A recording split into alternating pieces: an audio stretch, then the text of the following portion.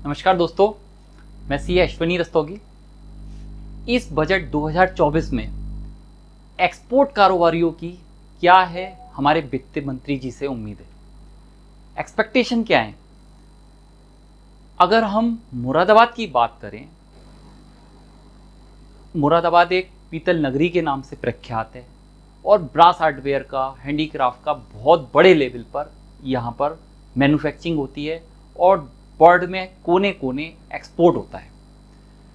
Last financial year में 23-24 में 437 billion dollar का, 437 बिलियन डॉलर का एक्सपोर्ट का कारोबार हुआ, जिसमें अकेले उत्तर प्रदेश से 20 बिलियन डॉलर का एक्सपोर्ट का कारोबार हुआ। उसमें से मुरादाबाद की बात करें, 4,500 करोड़ का टर्नओवर तो मुरादाबाद से हुआ है। जी हाँ दोस्तों, 1,000 एक्सपोर्टर मुरादाबाद से हैं। 10,000 से ज़्यादा छोटी छोटी भी इंडस्ट्री मुरादाबाद में लगी हुई हैं, जो हैंडीक्राफ्ट, ब्रास हार्डवेयर, पीतल, वुडन और शीशे का भी छोटा छोटा काम करते हैं और जो हस्तकला से रिलेटेड हैंडीक्राफ्ट प्रोडक्ट बनाते हैं और वो देश में विदेशों में एक्सपोर्ट करते हैं, जिसमें यूएसए में सबसे ज़्यादा एक्सपोर्ट होता है, कनाडा, मिडिल ईस्ट, हर कंट्री में एक्सपोर्ट होता है मुरादाबाद से। साल में 2 बार एक्सपो मार्ट ग्रेटर नोएडा में एग्जीबिशन भी लगती है, जिसमें मुरादाबाद के सारे एक्सपोर्ट कारोबारी हिस्सा लेते हैं। तो हम यहाँ पर क्यों आए हैं कि एक्सपोर्टरों की प्रॉब्लम क्या है, क्या वो फेस कर रहे हैं प्रॉब्लम, और क्या वित्त मंत्री जी से उनकी उम्मीदें हैं, और क्या उनकी उम्मीदें के लिए क्या गवर्नमेंट क्या कर सकती है। तो दोस्तों, अगर मैं मोदी जी के सपने की बात करूं तो हमारा ये लक्ष्य है 2-3 सालों में इंडिया वर्ल्ड की तीसरी सबसे बड़ी अर्थव्यवस्था हो जाएगी, जिसमें 5 ट्रिलियन डॉलर की इकोनॉमी बनाने की उम्मीद है।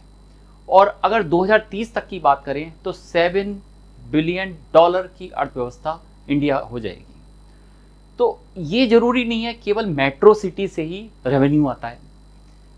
दिल्ली, मुंबई, कलकत्ता, चेन्नई, पुणे और भी मेट्रो सिटी हैं, उनके साथ साथ हमें छोटे, जो मुरादाबाद जैसी छोटी आबादी वाला देश, 25-30 लाख की आबादी है यहाँ पर, तो उन शहरों को भी हमें आगे बढ़ने का योगदान देना चाहिए। उनकी समस्याओं को सुनना चाहिए कि यहाँ से इतना ज़्यादा एक्सपोर्ट कारोबार हो रहा है तो क्या चीज़ इनको प्रॉब्लम कर रही है, वो भी हमें देखा जाए। तो मेरी काफ़ी एक्सपोर्टरों से डिस्कशन हुआ इसके बारे में, तो सब ने ये कहा, एक तो भाई यहाँ पर लाइट की बहुत प्रॉब्लम है, बहुत महंगी है। बिजली अगर इतनी महंगी होगी तो हम अपने जनरेटर पे, डीजल पे निर्भर हो जाते हैं, जो हमारी कॉस्ट बहुत है। दूसरा, इंफ्रास्ट्रक्चर कोई ऐसा नहीं है, अगर फॉरेनर का कोई बायर आ रहा है यहाँ पर विजिट पे, तो उसके लिए एक कोई गेस्ट हाउस, या एक बात करें जैसे ग्रेटर नोएडा में एक्सपो मार्ट है, इस तरीके से मुरादाबाद में एक पीतल नगरी शोरूम के नाम से कुछ ना कुछ बनना चाहिए। Road connectivity no doubt Moradabad से दिल्ली केवल मात्र 160 किलोमीटर है।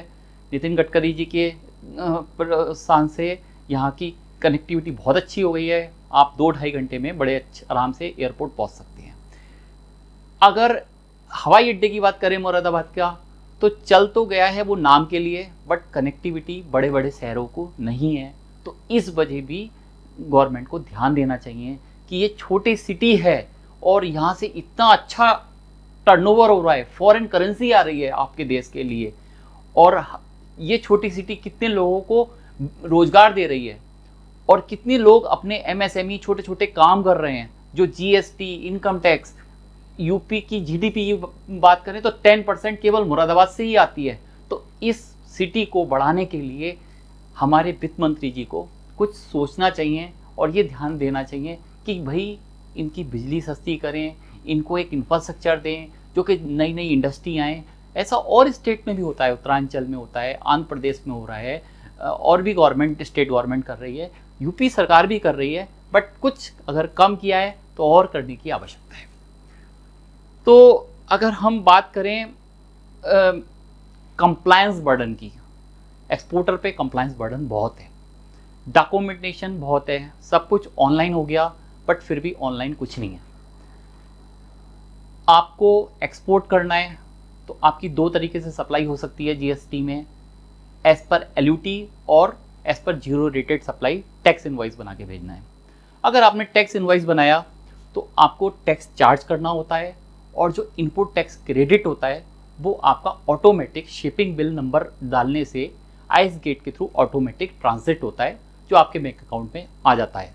बहुत अच्छा है, मोस्ट वेलकम। बट इसमें भी समस्याएं आती हैं कि उसका एसबी नंबर सही से अपडेट नहीं है या इनवाइस की डेट नहीं मैच कर रही है, तो इस कारणवश भी आपका जीएसटी का रिफंड नहीं आ पाता है। तो हमें ये चाहिए कि उन और भी जीएसटी डिवीज़न को ध्यान देना चाहिए कि एक्सपोर्ट का ऑटोमेटिक जीएसटी रिफंड कैसे आए। एलयूटी ये तो ऑटोमेटिक मिलना चाहिए। ये ज़रूरी नहीं है कि 31 मार्च से पहले अगर मैंने एलयूटी अप्लाई नहीं किया तो मेरे को एलयूटी नहीं मिलेगा। Letter of undertaking automatic by default export के केस में मिलना चाहिए, तो ये भी जीएसटीएन को देखना चाहिए। जीएसटी की लिटिगेशन नो डाउट बहुत बढ़ गई है, बहुत ज़्यादा नोटिस आ रहे हैं, उस ओर भी हमें ये ध्यान देना चाहिए कि ये कैसे फेसलेस हो। जीएसटी की समय समय पे मीटिंग होती है। बहुत अच्छा भी एक अपडेशन आया था कि सेक्शन 73 के जो नोटिस थे उनकी डिमांड और में इंटरेस्ट और पेनल्टी माफ़ कर दी।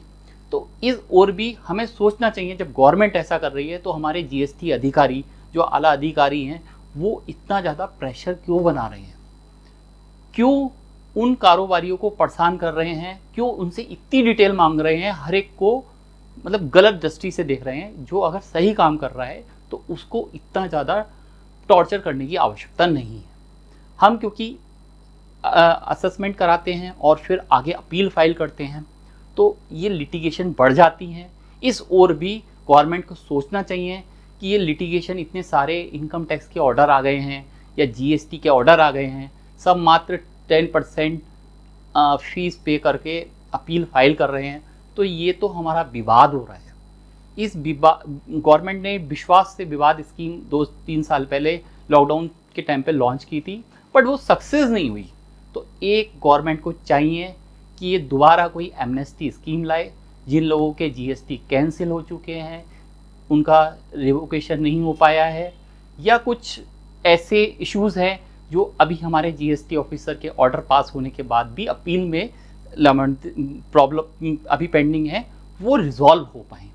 इसी तरीके से इनकम टैक्स की कमिश्नर अपील में अपीलें पेंडिंग हैं, आईटीएटी में अपीलें पेंडिंग हैं। उस ओर भी गवर्नमेंट को कुछ ध्यान देना चाहिए कि कुछ ना कुछ ऐसे एमनेस्टी स्कीम आए। अब हम बात करते हैं आईसी कोड की। जैसा कि हर साल आईसी कोड आपको 30 जून तक अपडेट कराना होता है। अगर आप अपने अपडेट नहीं कराया तो वो आइस गेट में मिसमैच करता है। तो ये भी भाई ऑटोमेटिक होना चाहिए कि आइस गेट का सिस्टम ऑटोमेटिक है, हर एक्सपोर्टर को अपना ओटीपी और वो सब टाइमली अपडेट कराए। जीएसटी का रिफंड ऑटोमेटिक आना चाहिए, उसमें भी कोई इशू नहीं होना चाहिए। ये तो बहुत अच्छा कर रखा है कि 44 AD जो इनकम टैक्स की धारा है, 3 करोड़ रुपए तक अगर आपका काम है तो 6% हम उसका प्रेजेंटिव प्रॉफिट मानेंगे और आपको कोई बुक्स ऑफ अकाउंट मेंटेन करने की ज़रूरत नहीं है। तो ये एक बहुत अच्छा वो है। बट उसमें क्या है, अगर किसी ने 44 AD एक बार ले ली तो वो उसको अगले 5 साल तक ऑप्ट आउट नहीं कर सकता, उसको टैक्स ऑडिट कराना होगा। तो इस ओर भी कुछ सोचना चाहिए कि क्या हमें जो रेस्ट्रिक्शन है एग्जिस्टिंग प्रोविज़न में, उसमें क्या रिलैक्सेशन लाने की ज़रूरत है। ये भी बहुत अच्छा है कि 10 करोड़ रुपए तक अगर आपकी टर्नओवर है, बशर्ते आपने 95% से ज़्यादा बैंकिंग ट्रांजैक्शन है, तो अभी ऑडिट कराने की आवश्यकता नहीं है।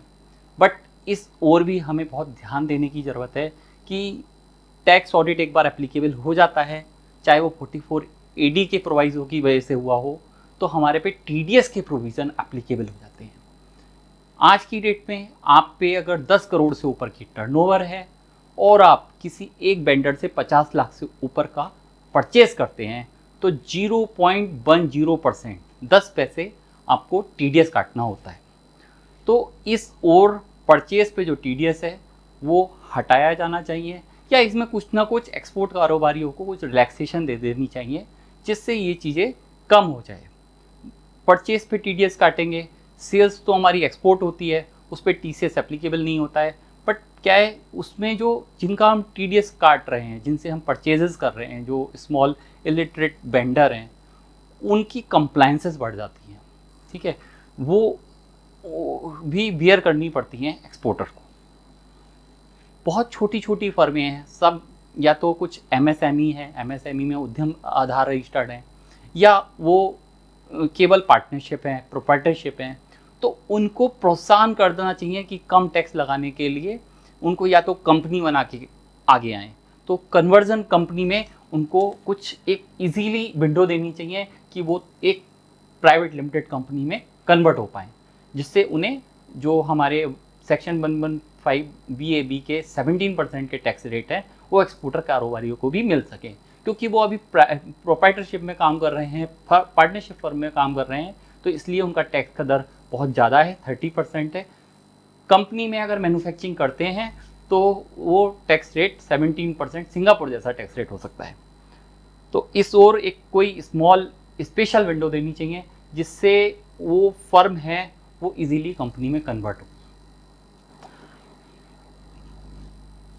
अगर हम एमएसएमई वेंडर की बात करें, अगर कोई हमें इस वाले फाइनेंशियल ईयर 23-24 में एक बहुत इंपॉर्टेंट अमेंडमेंट आई थी, सेक्शन 43B क्लाउज H जोड़ा गया था, जिसमें ये था कि हमें एमएसएमई वेंडर को विद इन 45 डेज हमें पेमेंट करनी है।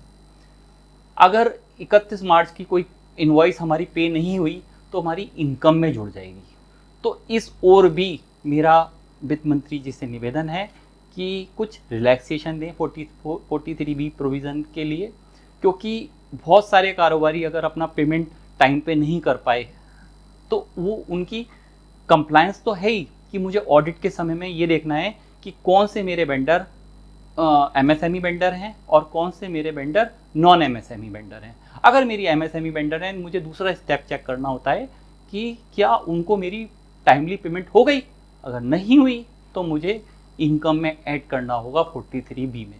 ये एक बहुत हार्श रूल है, इसको भी कुछ ना कुछ इस बजट में रिलैक्सेशन देने चाहिए। रिलैक्सेशन लास्ट फाइनेंशियल ईयर 23-24 में देनी होगी, क्योंकि ये फॉर्म 3CD में हमें रिपोर्ट करना है। ये पॉइंट बहुत सारे लोगों के, मेरे CA भाइयों के जो क्लाइंट्स हैं, एक्सपोर्टर्स हैं, उनको ये फेस करनी पड़ रही है प्रॉब्लम कि इन चीज़ों को किस तरीके से रिजॉल्व करें। तो ये मेरा एक छोटा सा वीडियो विशेष तौर पर उन मैन्युफैक्चरिंग फर्म कंपनीज़ के लिए है जो प्रॉब्लम फेस कर रहे हैं कंप्लायंस से रिलेटेड और ये डॉक्यूमेंटेशन कंप्लायंस से रिलेटेड। और अगर हम ग्लोबली लेवल पे बात करें तो एक्सपोर्टर को क्या प्रॉब्लम है, करेंसी फ्लैक्चुएशन की प्रॉब्लम है। आज डॉलर 83-84 है, फ्लैक्चुएशन होता है। इस और भी गवर्नमेंट को कुछ मतलब फॉरवर्ड कॉन्ट्रैक्ट या इस तरीके से कोई इजी स्कीम लानी चाहिए एक्सपोर्टर के लिए। दूसरा, बैंक जो है फाइनेंस करता है एक्सपोर्टर को कोलैटरल सिक्योरिटी के बेसिस पे, उनको packing credit, pre shipment, post shipment इस तरीके से फैसिलिटी देता है। तो उसमें भी बैंकिंग कुछ चार्जेस कहीं लगाते हैं, कहीं कहीं किसी बैंक ने चार्जेस भी एग्जाम कर रखे हैं, प्रोसेसिंग फीस के नाम पे भी नहीं लेते, बट उनको भी कुछ इंटरेस्ट रेट में कुछ रिलैक्सेशन दी जानी चाहिए। बहुत सारी शिपमेंट डिले इस वजह से हो रही हैं कि ग्लोबली बाहर की सिचुएशन है, रेड सी एरिया में कुछ जो है हमारी शिपमेंट नहीं जा पा रही। उस एरिया में अगर डिले हुई शिपमेंट तो हमने बैंक से 180 दिन का पैकिंग क्रेडिट लिया हुआ है, वहाँ पर भी हमारा एक्सपोर्ट टाइम पे नहीं हो पा रहा, तो उनको वो फर्दर एक्सटेंड करनी होती है। इस ओर भी गवर्नमेंट को सोचना चाहिए कि अगर due to non avoidable circumstances अगर कुछ शिपमेंट डिले हो रही है तो उसके लिए क्या हम अच्छा कर सकते हैं। कंपटीशन का दौर है, हर एक बंदा USA एक्सपोर्ट कर रहा है, दूसरा एक्सपोर्ट कर रहा है। एक ही शहर में जब इतने सारे एक्सपोर्टर हैं तो मोस्ट प्रॉब्ली कंपटीशन तो होगा ही। तो कुछ ना कुछ ऐसा डाटाबेस बनाना चाहिए या जियोग्राफिकल बेसिस पे हमें जो है कुछ एक्सेस करना चाहिए, कुछ गवर्नमेंट को इसमें रिलैक्सेशन चाहिए। मिनिस्ट्री ऑफ कॉमर्स बहुत अच्छा काम कर रही है, हमारे CA पीयूष गोयल जी हैं, धन्यवाद उनका। मैं ये कहता हूँ कि उनको निर्यात को प्रोत्साहन देने के लिए कुछ इंसेंटिव, जैसे क्या था पहले जो है एक्सपोर्ट इंसेंटिव मिलते थे, ड्यूटी ड्रॉबैक मिलते थे, अगर हम इंपोर्ट करते थे तो उनकी जो है जो बेसिक कस्टम ड्यूटी होती थी उसमें भी वो उसका इंसेंटिव सेल हो जाता था। तो इस तरीके से ड्यूटी ड्रॉबैक को कुछ अच्छी स्कीम के लिए लाना चाहिए, क्योंकि हैंडीक्राफ्ट में ज़्यादातर हमारी लोकल परचेजेस होती हैं और उन पे भी कई लेवल पे टैक्स लेयर लेवल पे लग जाता है, उनको भी हमें वापस मिलना चाहिए एक्सपोर्टर को। पहले मुरादाबाद जोन में क्या है, सेक्शन 80 HHC मिलती थी, इनकम टैक्स की धारा होती थी, आपके एक्सपोर्ट पे कोई प्रॉफिट टैक्सेबल नहीं होता था। वो 80 HHC हट गई, उसके बाद 10AA आई, क्योंकि मुरादाबाद स्पेशल इकोनॉमिक जोन है, यहाँ पर जो यूनिट सेटअप है उसमें हम सेक्शन 10AA में कुछ एग्जम्पशन मिलती थी, बट वो भी 2022 में ख़त्म हो गई।